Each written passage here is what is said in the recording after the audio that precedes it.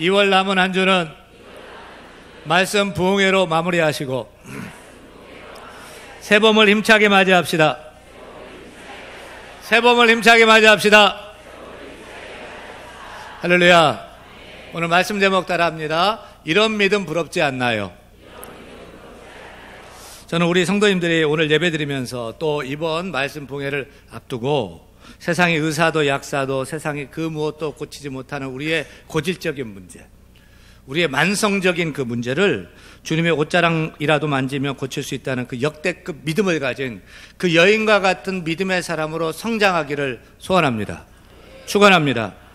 우리가 꼭 가져야 될 그 믿음, 어떤 믿음입니까? 오늘 우리는 성경에서 참으로 외롭고 절망적인 한 여인을 만나지요. 25절 같이 읽어요. 12해를 혈루증으로 알아온 한 여자가 있어. 누구지요? 이름은 몰라요. 성경 이름은 밝히고 있지 않아요. 그런데 12년 동안 몸에서 피가 흐르는 혈루증 앓은 그 비통한 절망적인 여인이 나옵니다. 그런데 성경에서는 이름을 밝히고 있지 않는데 예수님의 그 기사를 모아 적은 외경이라는 그 책에 보면 이 여인의 이름을 베로니카로 적고 있습니다. 이 베로니카 여인이 고침을 받은 후에 예수님이 십자가에 골고다 언덕 올라갈 때 자꾸 쓰러질 때 무리를 뚫고 무리 속에서 뛰어나와서 주님의 흘린 피와 땀을 손수건으로 닦죠. 그 손수건에 예수님의 그 피 묻은 얼굴이 딱 찍혔다는 그 설이 있는데 그 여인이 바로 이 베로니카라는 이 여인입니다. 그러니까 이 그녀가 예수님 만나기 전에는 12년 동안 피가 몸에서 줄줄 흐르는 혈루증이라는 아중한 중병을 앓고 있었던 비참한 여인이었던 겁니다. 여러분 코에서 코피가 3일 동안 쉬지 않고 내린다고 생각해보세요. 코피가 안 멎어요. 3일 동안. 삽니까? 피는 생명인데. 이제 우리 몸무게 킬로그램당 80ml의 피가 필요하답니다. 여자가 한 50kg면은 오빠의 4,000ml, 4리터의 피가 필요하고 저같이 한 80kg의 남자라면 6,400ml, 6.4리터의 피가 있어야 되는 거예요. 근데 몸에서 피가 막 흘러요. 하루 이틀도 아니고 한두 달도 아니고 얼마 동안요? 12년 동안요. 피가 나면 고통스럽고 또 냄새가 악취가 나잖아요. 여자인데 향기 나야 되는데 막 악취가 막 나는 거죠. 근데 그녀의 육체적인 고통은 오히려 그녀가 당하는 정신적인 고통에 비하면 아무것도 아니에요. 왜요? 당시 율법에서는 문둥병과 버금가는 병이 혈루증 환자예요. 이게 부정한 여인이에요. 그래서 혈루증 걸린 사람만 부정한 것이 아니고 그 사람을 만져도 부정한 사람이 되고 그 사람의 옷깃만 스쳐도 앉았던 자리에 앉았다 일어나도 그 사람 부정한 사람이 되는 거예요. 이 혈루증 앓은 사람은 보통 여자들이 앓는데 혈루증 앓은 사람은 사람들이 보이면 탐해 외쳐요. 나는 부정한 사람입니다. 가까이 오지 마세요. 당신도 부정하게 됩니다. 여자가 그렇게 외쳐야 되니 성 밖에서 쫓겨나고요. 예배 드리고 싶어도 예배 드릴 수가 없고요. 사랑하는 가족에게서 친구들에게서 쫓겨나고 비참한 신세죠. 남편도 결혼했는데 아내가 그렇게 되면 이혼해도 된다는 율법의 합법적인 법이 되는 거예요. 이렇게 버림받고 왕따가 된 이 여인의 고통이 어떠했겠습니까? 얼마나 외롭고 얼마나 서럽고 얼마나 고통스럽고 희망이 어디 있었겠습니까? 오늘 본문 성경 마가복음의 저자인 마가는 이 여인의 그 인생을 통해서 바로 우리 인생을 이해하게 하고자 한 것입니다. 혈루증 앓은 이 여인이 몇 년 동안 앓았다고요? 12년 동안요. 그리고 오늘 본문 사건은 마가복음 5장 21절부터 시작되는 회당장 야이로의 딸, 어린 딸이 죽어져 가는 그 그를 고치러 가는 중간에 혈루증 앓은 이 여인을 고치는 기사가 삽입되어 있는데 회당장 야이로의 죽어가는 딸이 몇 살입니까? 누가복음 8장에 보니까 12살이에요.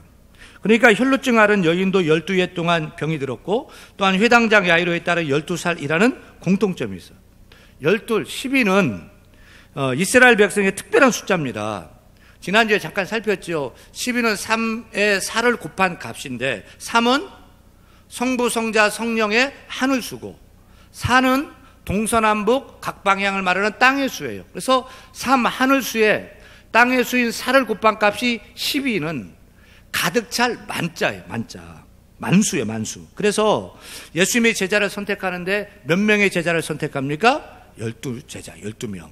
구약의 12지파. 그러니까 12는 하나님의 백성을 대표하는 숫자예요. 다시 말하면 오늘 본문에서 12살 먹은 죽을 병에 걸린 회당장 야이로의 딸, 12년 동안 혈루증 앓은 여인에게서 이 12, 10이라는 숫자는 모든 하나님의 백성의 형편을 얘기하는 거예요. 오늘 예배하고 참여하는 저와 여러분들의 상과 형편이 바로 이와 같다는 거예요. 우리 인생이 12의 혈루증 앓은 이 여인과 같다는 거예요. 알아가지고 죽어져가는 12살짜리 회당장 여의로 이 딸과 같다는 거예요. 우리 모두가 다 죄의 병에 걸려서 죽어간다는 거예요. 근데 살 수가 없다는 거예요. 의사도 쫓아가고 이 방법도 저 방법도 취하지만 해결할 수가 없다는 거예요. 우리마다 다 누르고 신음하고 있는 아픈 그 문제들이 있단 말입니다.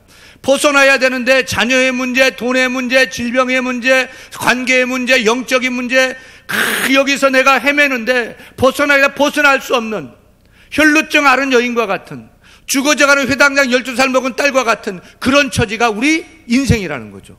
악취가 나고 죽어져가고 사람들이 싫어하고 손가락질하고 외롭고 절망스럽고, 이게 우리 인생이라는 겁니다. 그러면 우리가 여기서 벗어나야 되는데 어떻게 벗어납니까? 우리의 자녀의 문제, 우리의 질병의 문제 벗어나야 되는데, 우리 관계의 문제 벗어나야 되는데 어떻게 여기서 벗어나고 빠져나올 수 있을까요? 첫째, 절대 포기하면 된다 안 된다? 안 된다는 믿음을 가져야 됩니다. 여러분, 내가 당한 고난이 아무리 감당이 어려워도 포기하면 된다 안 된다? 안 된다. 요즘 사람들은 조금만 힘들면 포기해버려요. 안 해. 해보지도 않고 안 해. 넘어지면 다시 일어나서 다시 시작하면 되는데, 실패는 성공의 어머니인데 한 번 실패하면 난 못해, 난 할 수 없어. 포기해버리는 거예요. 안 해버리는 거예요. 삶이 좀 안 풀리고 앞이 캄캄하고 답답하면 그냥 포기해버려요. 심지어 자기 목숨을 끊어요. 우리 대한민국 사람들은 더 쉽게 죽는다. 세계 1위래요. 노인 사망률 1위, 청소년 자살 극심. 조금만 힘들면 할 수 없어. 죽는 게 나아. 포기해버리는 거죠. 근데 저는 오늘 본문 여인 보면서, 그녀가 당한 운명이 너무 절망스러운데 그래도 그녀는 낙심하지 않고 낳고자 하는 소망을 결코 포기하지 않았다는 점에서 그 의지가 참 부럽다고 생각이 돼요. 한두 달도 아니고 1, 2년도 아니고 12해 동안 자기 때문에 집 망하게 되고요, 가족들 고생하고요, 자기 때문에 돈 다 탕진해버리고요, 그래도 포기하지 않았어요. 나는 이제 안 돼, 나는 살 가치가 없어, 소망 없어. 포기한 것이 아니라 병에서 낫고자 끝까지 길을 찾고 찾았어요. 그러다가 예수님을 만나 병 고침을 받은 줄로 믿습니다. 할렐루야. 사랑하는 여러분, 어떤 경우라도 포기하지 마세요. 넘어질 수 있어요. 다시 일어나세요. 낙심하면 안 돼요. 설령 아무리 중한 병이 걸렸어도 의사가 정말로 시한부 선언해도 나는 주의 은혜로 믿음으로 일어날 수 있다는 그런 믿음을 갖기를 바랍니다. 암 환자를 치유하는 미국의 그 유명한 버니 시걸리라는 박사는 암 환자들한테 당신 100세까지 살고 싶습니까? 라고 묻는데요. 그리고 그 대답하는 것을 보면서 이 사람이 살 가능성이 있다 없다를 알 수 있다는 거죠. 암 환자한테 1, 2년이 아니라 100세까지 살고 싶냐는 그 질문에 예라고 대답하는 사람이 생존 가능성이 아니라고 하는 사람보다, 말 안 하는 사람보다 살 확률이 훨씬 더 높은 것을 그가 본 거죠. 임상에서. 다시 말하면 병들었어도 죽게 생겼어도 살 수 있어. 사업에 큰 어려움이 있어도, 인생에 큰 넘어짐이 있어도 좋아질 거야. 하나님 우리 나 일어날 수 있어. 이거 지나면 좋은 일이 있을 거야. 합력과의 손이 될 거야. 연단 끝나고 정말 금같이 정금처럼 변화될 거야 라고 생각하는 사람은 훨씬 일어날 확률이 많다는 거죠. 가정생활도 마찬가지예요. 결혼해서 삐그덕거리지 않는 가정이 어디 있겠습니까? 그러나 포기하지 않고 인내하면 또 행복한 가정이 될 줄로 믿습니다. 그 예전에 결혼한 지 6개월 된 부부가 처음 싸웠나 봐요. 대판 싸웠는데 여자가, 신부가 막 화가 나가지고 먼저 잠자고 있는 남편 머리 위에다가 끓는 물을 부어버렸어요. 남편 죽었어요. 왜 싸웠는지는 제가 모르겠지만 화난다고 가정 포기해버리고 삶을 포기한 거잖아요. 남성 여러분, 여자가 아주 무서운 동물이에요. 오늘 교훈으로 부부싸움 하고 나면 먼저 주무시지 마세요. 아니면 애들 방에 들어가서 문 걸어 잠그고. 못 믿어요. 포천에서 목회하고 있는 한 목사님이 자기 교인 얘기를 이렇게 얘기해요. 그 목사님의 교회에 어떤 중풍병자가 있는데 이 중풍병 환자는 뇌졸중 맞고 아주 눈빛이 빛이 나고 싱글벙글한 거예요. 거기에는 그 이유가 있었어요. 그분은 원래 큰 회사 유능한 부장이었는데 그냥 어느 날 중풍이 찾아온 거죠. 전신 마비되고 못 움직이고. 그래서 삶을 포기하고 낙담하고 있었어요. 근데 그 회사에 회장님이 문병으로 온대요. 그래서 오지 마세요, 회장님. 저 같은 거 만나는 거 시간 낭비예요. 저는 무용자 아무 쓸데없어요. 오지 마세요. 근데 회장님이 찾아오셨어요. 눈물을 흘리면서 그 사람 손을 잡고서 이렇게 얘기하는 거예요. 이 사람아, 내가 자네를 얼마나 아끼지 않는가. 자네는 내 아들 같은 사람이야. 자네 때문에 우리 회사가 얼마나 힘을 얻었고 자네는 회사에 너무너무 중요한 사람이야. 자네가 꼭 일어나야 돼. 다 낫지 않아도 출근해. 내가 사람 붙여줄게. 꼭 일어나야 돼. 돈 얼마 들어도 내가 다 줄 테니까 반드시 일어나. 당신은 우리 회사에 필요하고 나는 내 옆에 당신이 있어야 돼. 그래서 울면서 붙들고 얘기하는 거죠. 회장이 그렇게 얘기하고 돌아가니까 회장님이 나를 그렇게 중히 여기시는구나. 그래 내가 일어나야지. 그때부터 그의 눈에 빛이 나기 시작했대요. 그리고 기도합니다. 하나님, 저보다 회장님을 위해서 저를 고쳐주세요. 저를 낫게 해주세요. 기도하며 노력했어요. 그리고 2-3달 후에 벌떡 일어나서 건강한 몸을 찾았다는 거죠. 여러분, 이게 우리 믿음의 생각이 얼마나 중요한지 몰라요. 어려움도 오죠. 고난도 있죠. 힘들 때도 있죠. 하지만 낙심하지 않고 포기하지 않고 일어나고자 하면 얼마든지 일어날 수가 있는 것입니다.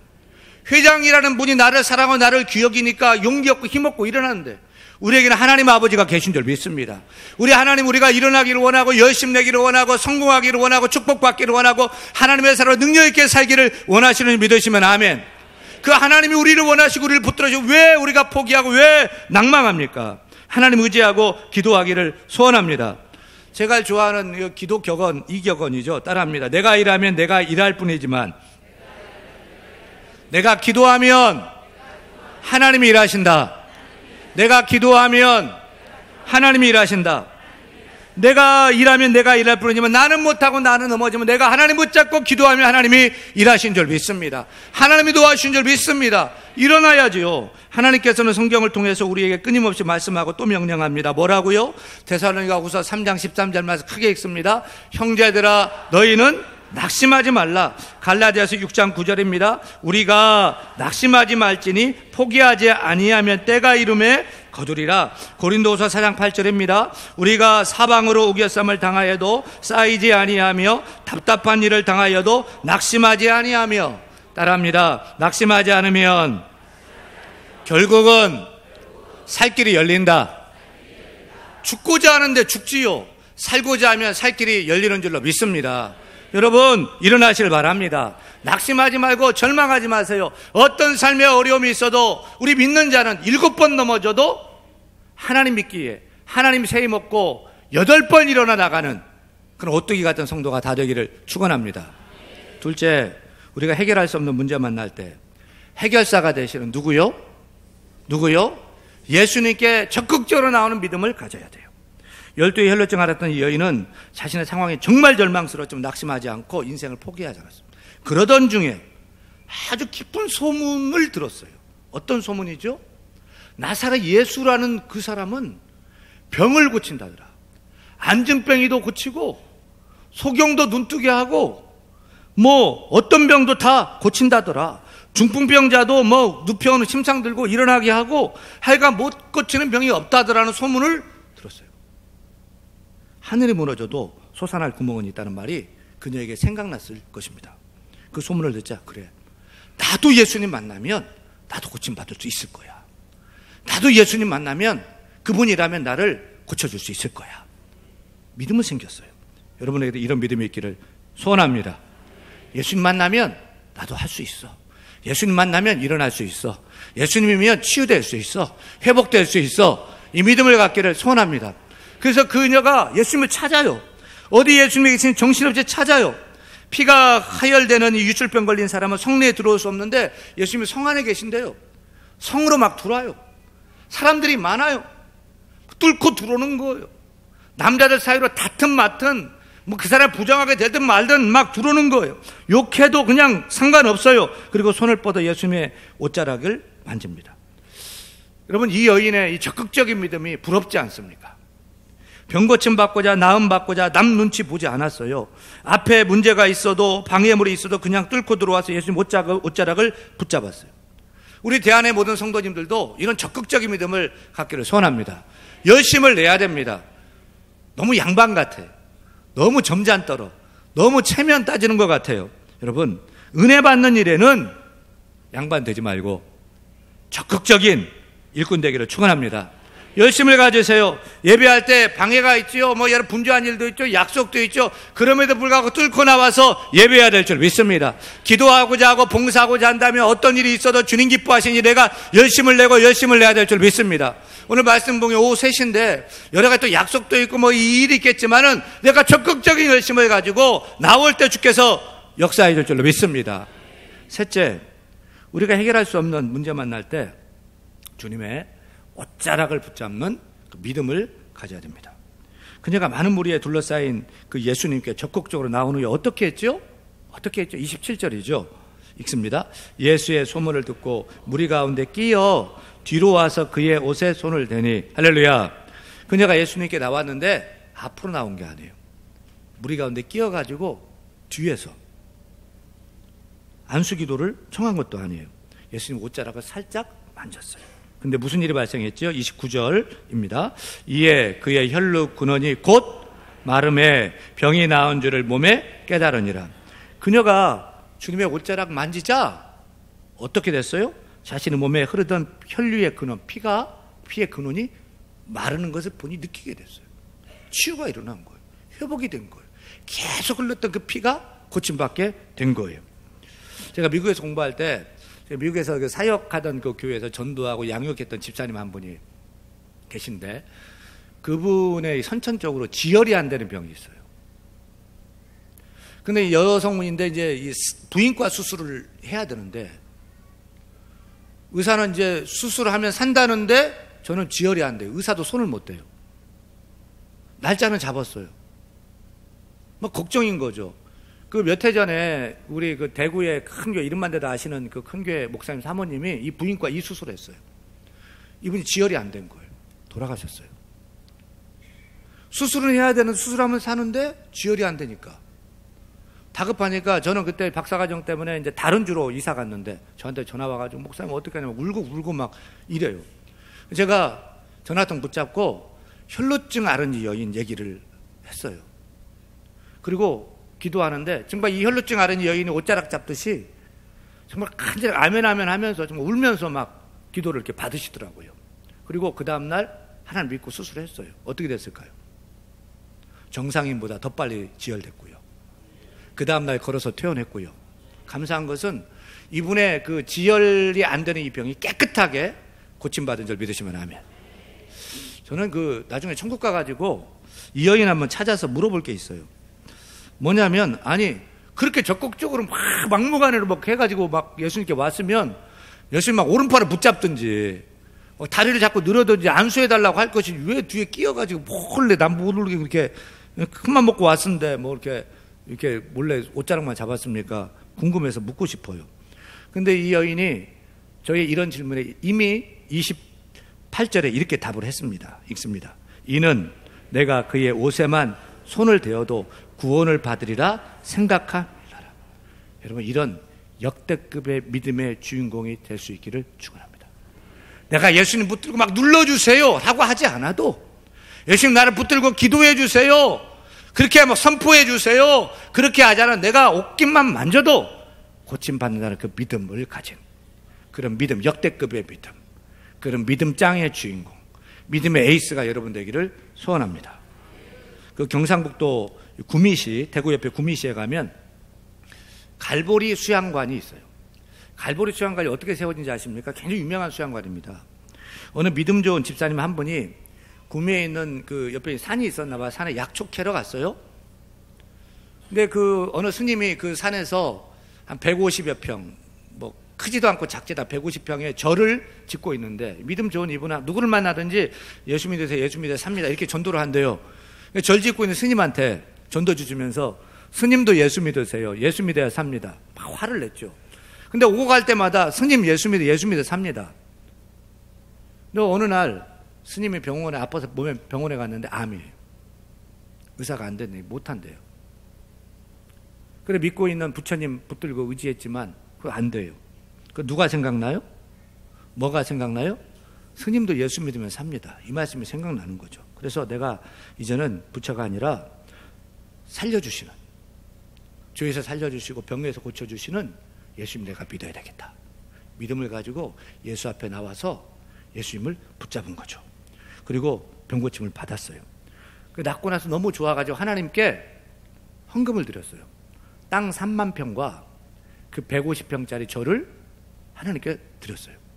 그 절 이름이 보리암인데 앞에 갈자를 붙여가지고 갈보리 수양관이라고 이름을 붙인 거죠.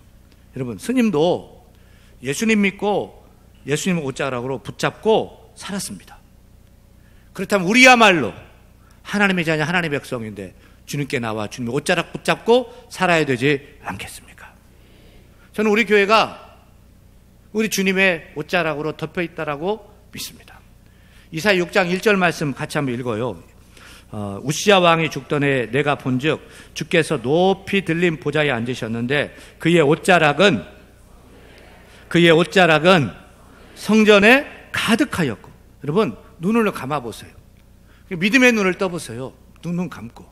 여러분, 지금 우리 교회에 왔는데, 주의 전에 왔는데, 교회는 주님의 몸인데 주님이 이곳에 친히 임하셨고 주님의 옷자락으로 덮고 계심을 볼 수 있기를 바랍니다. 주님의 죄와 허물로 죽어져가고 냄새나고 썩어져가 흘리고 있는, 피 흘리게도 우리를 주께서 덮어주심을 믿으시길 바랍니다. 우리가 교회 나온 것은 주님의 옷자락 잡는 것인 줄로 믿습니다. 예배하는 것은 주님의 옷자락 잡고 나아가는 것인 줄 믿으시길 바랍니다. 교회 기도하는 것은 주님의 옷자락 잡는 것인 줄로 깨닫기를 간절히 소원합니다. 여러분, 예수님의 주위에 수많은 사람들이 밀치고 만지고 막 그렇게 부딪히고 접촉들이 많았어요. 근데 누구만 고침받았습니까? 누구만 치유받았습니까? 누구만 문제가 해결되었습니까? 누구만 구원을 받았습니까? 내가 주님의 옷자락이라도 만져도, 주님 만나서 대화하는 사람도 있었고 뭐 같이 있는 사람도 있었지만 내가 주님의 옷자락만 만져도 나음받겠다는 그 믿음을 가진 그 여인만 고침받고 문제가 해결되었습니다. 여러분, 주님 앞에 왔지만 주님 앞에 왔다 갔다 하는 그런 물이 되지 말고 주님의 옷자락을 만지며 고침받는 그 믿음을 가진 그런 여인 될 수 있기를 간절히 축원합니다. 예배 올 때 헛되이 왔다 가지 말고 내가 주님 만나고 주님의 옷깃만 스쳐도 내가 나음 받는다라고 믿는 저와 여러분 되기를 축원합니다.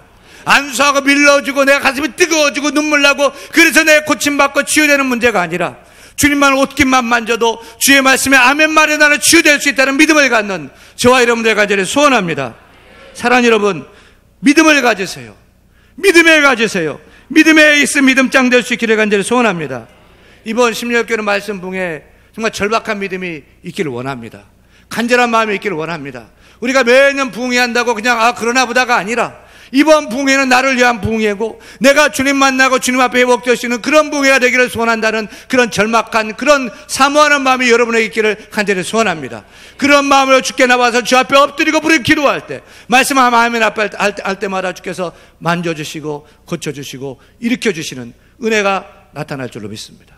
주님, 우리 연약함을 아셔요. 주께 나올 때, 믿음으로 나올 때 주께서 치유함 받는 오늘 예배가 되고 특별히 이번 말씀 봉회가 될 수 있기를 우리 주 예수 이름으로 간절히 축원합니다.